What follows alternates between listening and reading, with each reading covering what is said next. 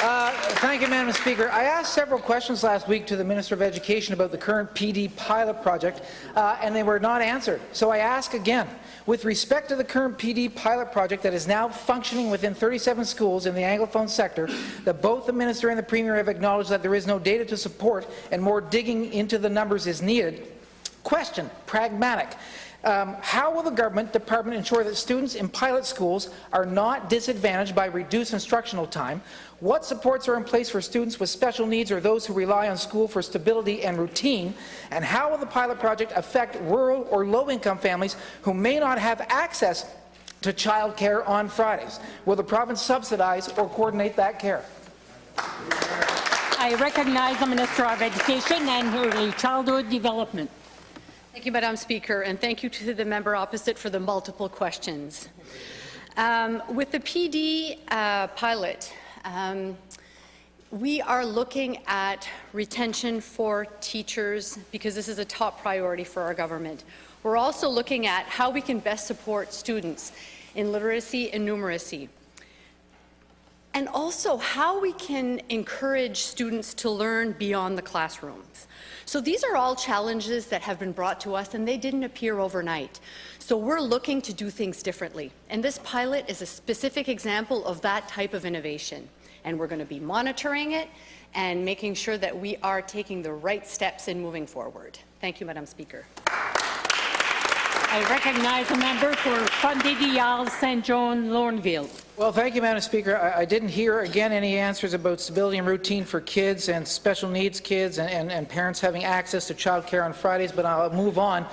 There is little data to suggest that there is a correlation between more PD days and better student testing, and the majority of research points to PLCs, or professional learning communities, as the most beneficial, or the need to add 50 minutes to the school day if a 4-day school week is a result of adding PD days. So my question to the Minister of Education: instead of reducing a school week on 2 Fridays a month to add 2 PD days, why aren't you a proponent and an advocate in asking your districts to help schools establish functional, ongoing PLCs within the framework of a school week?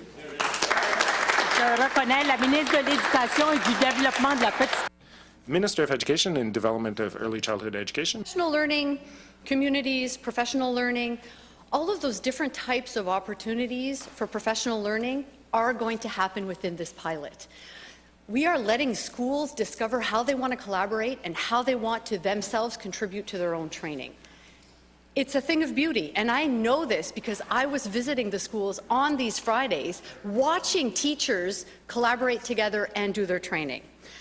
On that front, a teacher from Moncton said the extra professional learning days have given us the opportunity to engage in meaningful, grade-level specific training. This has made our math instruction more relevant and directly applicable to the needs of our grade 5 learners. Thank you, Madam Speaker. I recognize the member for Fontaine-Dial, St. John, Lorneville. Thank you, Madam Speaker. I've heard the same testimonial read 3 times, but I'm going to move on. There has been no data acquired from the Francophone pilot project to warrant a similar pilot introduced into the Anglophone sector. I am aware of several educators in the government caucus, and one in particular was a former MBTA president.